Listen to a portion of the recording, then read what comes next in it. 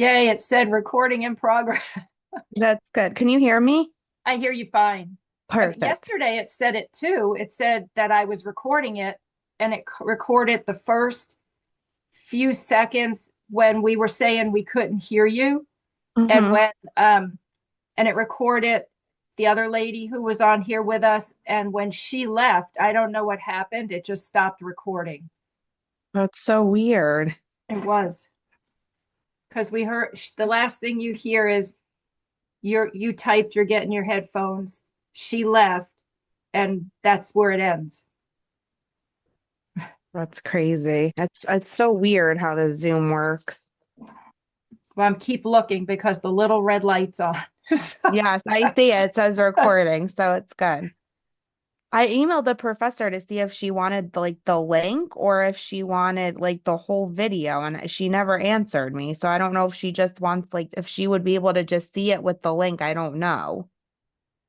And she well, never got back. So on the when I went to check it, there's a section where it's saved to my computer and I can share it. So we'll have to see what it looks like because I wasn't going to share 4 minutes of hi, how are you? Nice to see and you. Bye. exactly. Seriously. Oh my God. And then she's holding a Zoom meeting tonight too at 6. Mm-hmm. I know. I'm like, I don't even know. I Did don't you know if reach out? Did you get your supervisor's name? I did. I actually got it this morning. I got it. So I emailed her and said, because the last one, when I did my P through 3, I met with my lady, but she, called me right away and stuff. But this lady, I think, wants to meet in person. But I'm like, I don't, Wow. I don't really want to meet you in person. Can we just talk on the phone? Like, I have so much stuff to do. How far do you live from William Patterson? I kind of live right here. I live in Lincoln Park, so it's like 10 Oh, minutes from here, probably. Where do you uh, live? I'm in Vernon, New Jersey. So we're in Oh, Sussex, that's far. Yeah, where we that's got far. 2 feet of snow. Oh my God. And we're gonna get Hi. more on Saturday. Hi. It's still saying recording. Yay. Yay. We got it. Yes, I got a message when I first logged on that it was being recorded. So, So we got it. So hopefully Yeah. it stays Well, I recording. told her, I said it did that yesterday too, because it popped up a little Mhm. thing saying that I was recording it. And then when Angelica was having issues, and then our other dear lady left, I never looked up. It stopped recording. And I wish I did because I thought yesterday's was pretty good. How do we repeat this? yeah. Yeah. I know. Do you think it would be helpful if like multiple people recorded, or I don't even know if we would all have permissions to do that? Yeah, I that's what don't, I'm saying. I don't think that because I'm looking on mine, I don't know if we could Mhm. because I don't know if because we're not the owner of the link that we right. could. I think the only way you could do it would be recorded on your phone where she could hear the conversations taking place. At least then we have an audio backup without the video. That might be Mhm. the one way, but right now I keep looking up there and it's still recording. Yeah. So I'm going to keep looking up Is there so that I don't want to do it a third time as much as it was fun. I'd yeah. rather wait till Well, then next week. I'll do just in case, even though it does look like it's recording on my end and everything. I'll keep a voice memo of the audio, like just in case something were to go wrong, and I'm sure she would understand. And I'll be sure when I send it to everybody and when I upload mine, I'll say that we had to redo this. For some reason, Zoom stopped recording within 4 minutes of having started it. Is yours Okay. recording now too? Yes, mine just started recording, so I'm ready whenever you are. Okay. So take two. Uh, there's that film. That was my background before doing education. I did film. So um, Oh wow. we're we're here discussing uh, 2 videos that were assigned us to watch, and the questions that are listed were what data you take during instruction, rather than after instruction. Number 2, one method you currently use that is ineffective or unsustainable. Number 3, one opportunity where data collection could be embedded more naturally into instruction or routines. And 4, how do your current data practices help or fail to help instructional decision making? I know this will be a little bit of a repeat, but I'll go back and talk about my setting in education and where I collect data. I'm a 4th grade teacher and I teach reading and writing. We're departmentalized. And we use a scripted curriculum called Benchmark. And the curriculum lays out the lessons, the resources, and also the assessments, which we use to collect data. The way the program runs is they'll do like weekly comprehension checks and then an end of unit summative test, and that's every 3 weeks, I believe.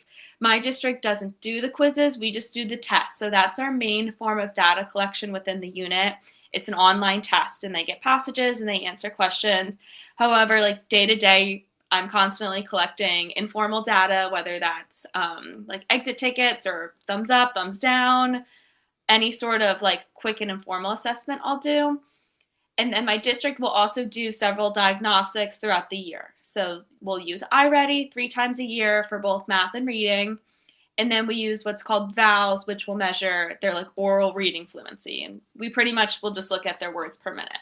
So I guess we're doing it at like different paces throughout the year. But then as teachers, we sit, we look at that data in a PLC, and we make changes from there. Okay, I could go next. Okay. How I collect data is different because I teach 1st grade ABA. In my 1st grade ABA classroom, I use Catalyst to collect ongoing data on academic and functional skills.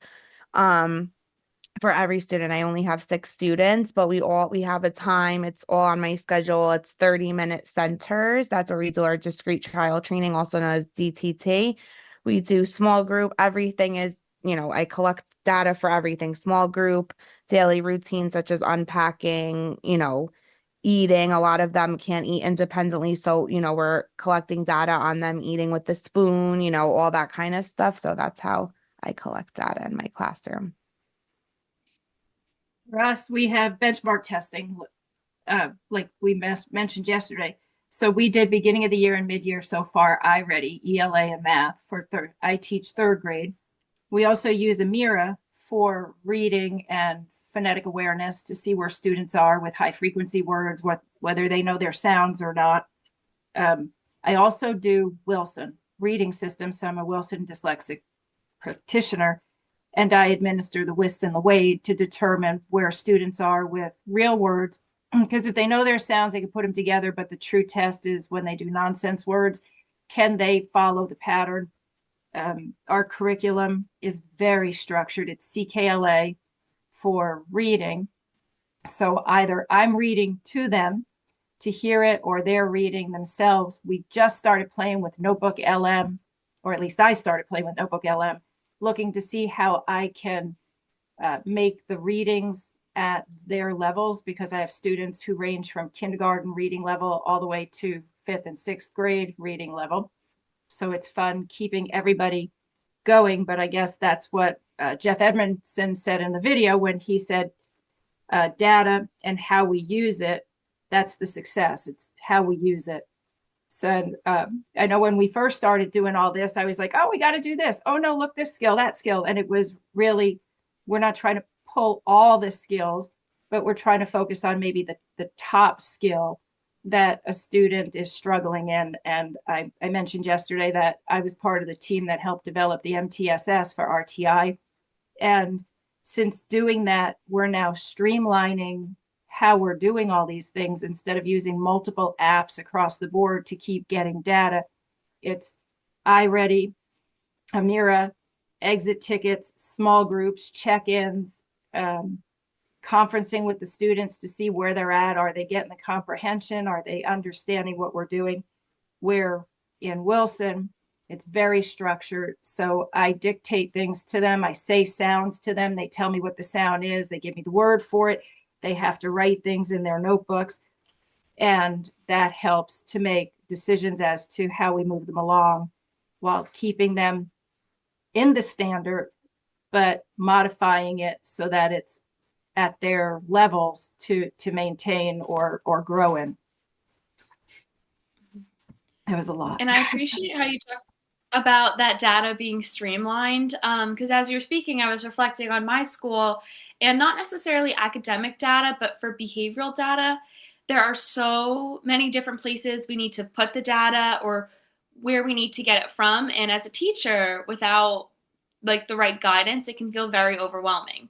My school uses Kickboard behavioral support, which is sort of like a class dojo where you're able to like go online and reward like points to your students and take points away because it's a PBIS school.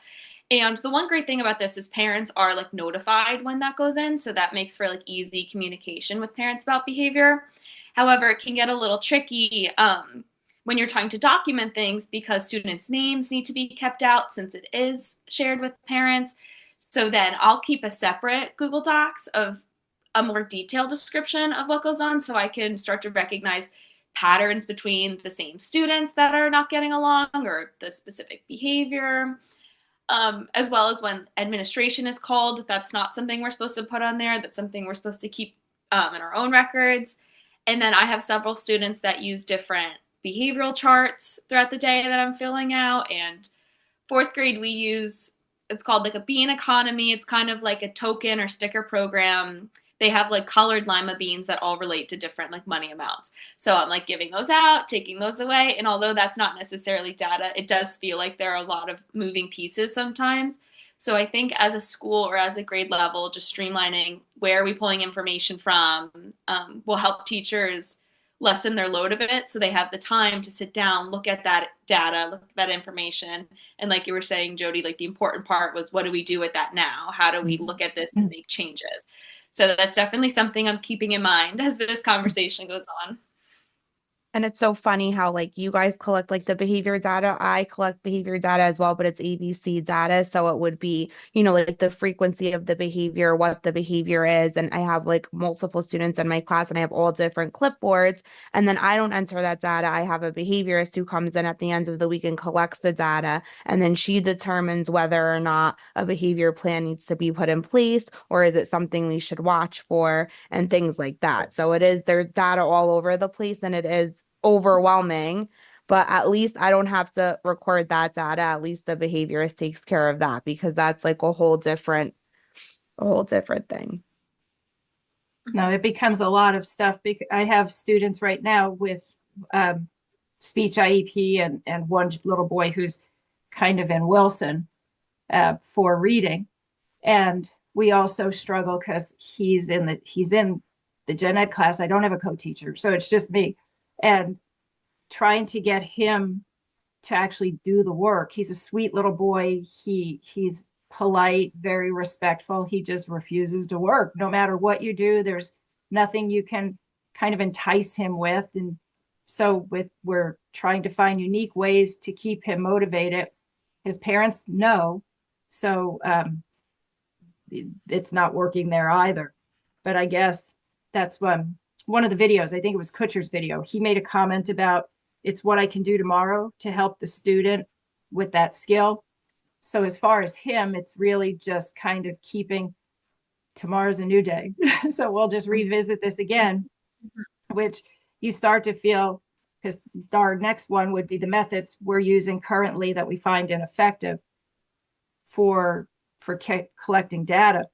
And for me, in these cases, using a lot of technology with students. I mentioned yesterday about hearing the gentleman who went up to DC, appeared before one of the committees talking, he was a cognitive psychologist, and how students, because of being on devices, they're actually declining in what they know versus what we knew then. So we're trying to look at ways of collecting data now that we're not reliant on technology because it becomes a work in progress. For example, we have a math program that does a beginning of the year, middle of the year, but it takes them 2 to 3 weeks to get the data back to you. By then, somebody's falling through the loop. And it's kind of hard to make a decision on what do I do now when I'm not going to have the data back for 3 to 4 weeks. So that's where we're using kind of day-to-day instructional, trying to figure out ways to get them to show effort and an engagement, and making it more observational and something more manageable, where you get a quick exit ticket or something to show, are you understanding that? And for me, conferencing a lot with them, when I'll say, can you explain your thinking here? What? And of course they shut up, like, and you tell them, no, you're not, you didn't do anything wrong. I'm just trying to understand how you came to this decision. And then they go, oh, and then they start sharing with you. Speaking on number two, that this ineffective or unsustainable method, I wrote notes, so that's why I'm looking down. Taking detailed data on every single trial across multiple targets can be overwhelming, and it can take attention away from, I feel like, the students, keeping them engaged. So that's why, like, worrying about the data so much, I'm not like worried as I'm to doing the trials. I'm more worried about, are they engaged? Are they understanding? Because if I'm sitting there like worrying about, oh, was that a plus or was that a minus, I feel like I'm losing the students' engagement. And as Rick Kuchar explains, data should be manageable and meaningful, and collecting, I feel like, too much and not paying attention to the child, or, not making sure that they're engaged, can make it harder to use effectively. I completely agree. And I would even take that further than that. Child itself, being a gen ed teacher, I'm delivering instruction to 24 students. So when there's one who, and I'm just thinking of my one behavioral student I have, where I'm trying to write every single time that he's like getting up or asking to do this or moving, because his thing is his attention, I then look away from those 23 other students that are sitting on my carpet waiting for a lesson. And you're absolutely right. I lose their engagement. So although that data is super important to have, I do agree that it needs to just be kept in a meaningful way. So rather than just taking a bunch of information, let's focus in on, like a 30-minute block this day, or like a 30-minute block another day, and then looking and seeing different like overlaps or patterns or similarities. Because I'm very fortunate that I have a great homeroom where they're able to hold their attention when they see me working with someone else. But I know in my switch class, I have so many of those kiddos with those attention needs, and that can be tricky. So I feel confident with how my district will collect academic data, and I feel pretty set on that. But the behavioral one is a little bit tricky, and I just feel like it's a catch-22 some places. Definitely. Mhm. I've seen, 100%. I guess, because I seem to get a lot of the kids who have, they're sweet children, but there's behavior. I guess somebody figured former military or something. I just go around accosting children. I don't accost them. It's just, I get that sometimes it's a rough day and a rough morning, and you just got to keep digging into that arsenal of tricks to kind of keep them engaged. This year, this group is not good with independent work. So anytime they're left to work in centers, which ties back into question 3, but anytime they're left to manage their own time moving from center to center, it's like herding cats. They're just all over the place, socializing. So that's where number 3 says one opportunity where data collection could be embedded more naturally into instruction and routines. So I've been adding morning work so I can get a quick overview of math skills as well as some comprehension skills. Or do you know what a noun or a verb is, or an adjective? Can you write a compound sentence? So they get something that's just quick, little 10 problems, and they do it to show it. We have small groups or centers. So the students do go through centers, and they have to say one thing they learned in that center today, whether it was a math problem or something. That helps to keep it embedded within the routine of the day without actually doing some kind of formal summative or assessment on them. You can just keep track of where they are. And while you're with a small group, for me, it's checking really for prosody and automaticity, big Wilson words. So we just kind of keep moving them forward with their fluency. And and accuracy, and keeping it so that they don't feel like every 2 minutes they're taking some kind of test. It's more a fun, interactive thing. They can work with partners, and you're getting a true kind of indication of where they are in their skills. I agree with you 100% with like the data collection should be embedded into natural routines, such as with me, with my students, like when I'm playing with them, I'm actually noting on their abilities, like, okay, like we're playing in the play center, but we're using blocks. Okay, like this is red, like can we match the colors? Or like this is a triangle with like magnet tiles because they have all different shapes. Like, can you match the shapes? Like, can you give me the shape? So I feel like you're playing with them, but you're actually collecting the data as well, which I think is great because it's like naturally they're playing, but you sit with them and you engage with them and they don't feel like they're doing work because they're playing. Rather than, it's play-based activities rather than only during structured, trial time. And it also reflects on Kuchar's idea of data becoming a superpower when it's naturally built into instruction. Mhm. Absolutely. I'm glad you brought that up with your students about play and collecting data then, because I do a little bit of that as well during reading. Every morning before we start reading, I'll read a chapter of a chapter book to the students. And they think it's a fun chapter book that I enjoy, and that's why we're reading them. But it's actually a great way for me to assess their comprehension skills in a way that they don't even know it is structured time for. They think we're just, oh, like we're getting adjusted to reading by listening to a read aloud. So I'll ask them questions about the character, the plot. I'll have them make connections or predictions. And since it's a low stakes environment, I see some of my more anxious or shy learners stepping up to the plate a bit because they feel a little less worried that they're going to be judged by everything they say. And I love being able to see them talk about something they enjoy without the stress about, am I answering these right? Or am I scared to speak up? Because in fourth grade, especially, you deal with those students that are a bit more self-conscious. That is, Yeah, that's true. I agree. I was thinking you both videos kind of brought up about informed instruction off of the data, as well as reducing guesswork and improving student outcomes. And when they're in these centers and they think it's play because the games are either mathematical or we have a book, it's 4 stories, it's one big book, and they're reading it, but it's math. So to move forward and to help solve the mystery, you have to do math. And we do a lot of escape rooms, that's math. And so for them, it's just fun, but yet we're getting good data. And so then that ties us back, I guess, to 4. How does our current data practices help or fail to help instructional decisions? So at this point for me, um, I don't have as many fails. It's more I can identify gaps immediately from our benchmark testing and Amira.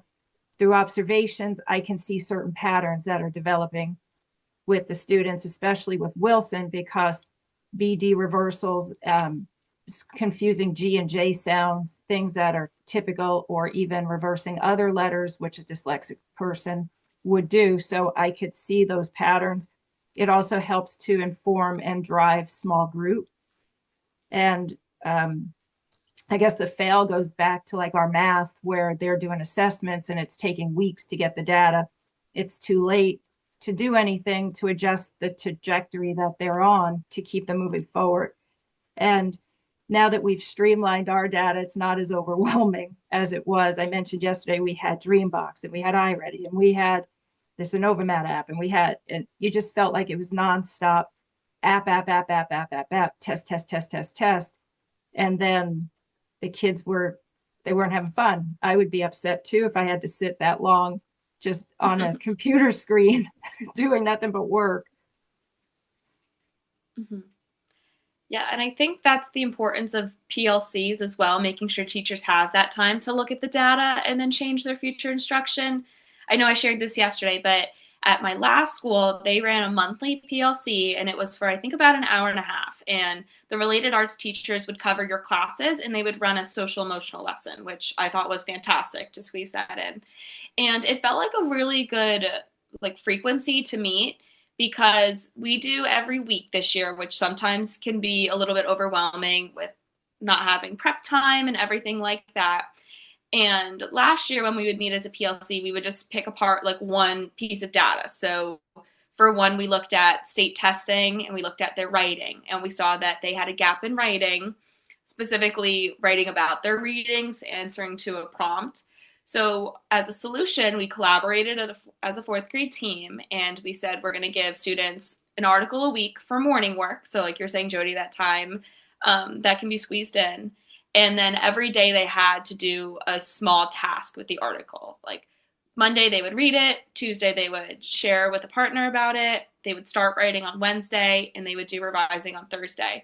So by breaking it up into smaller chunks, they were able to use that time in the morning to complete a section, so that by the end of the week, they had an entire response drafted. Whereas if you were to do that during a reading or a writing block, that would eat up about 45 minutes of your block there. And then we saw so much growth with our students before starting that, and then towards the end, because they had constant exposure to those skills.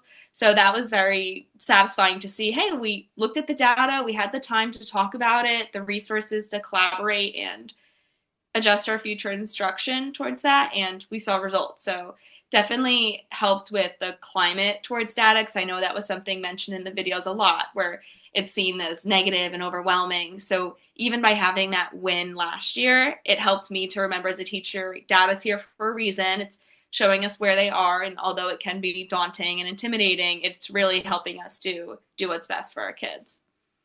I agree. And that's my data. Like you said, it's overwhelming, but the data that I collect helps me determine like whether my students need like prompt feeding or they master out of a skill, or, to generalize it because, they mastered it, but you should still generalize it. So like collecting all that data, like I could see, what they need at the end, of the time that I collect the data, like at the end of the week and stuff like that. And then what was I going to say? I guess Edmondson's point that data should drive improvement, not just documentation, like we were saying, that it shouldn't just be documented, but it should, help you understand what this child needs. Mm-hmm.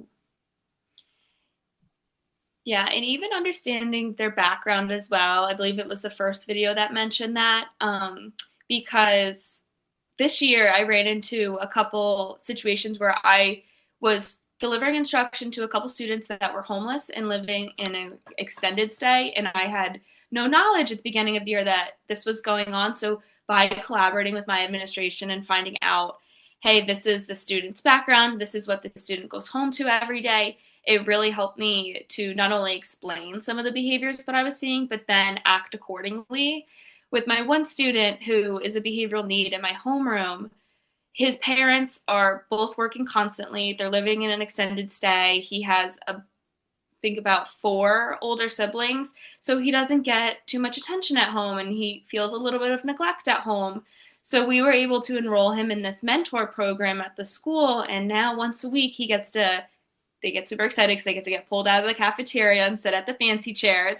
But he eats lunch with his mentor. He gets to play basketball with his mentor.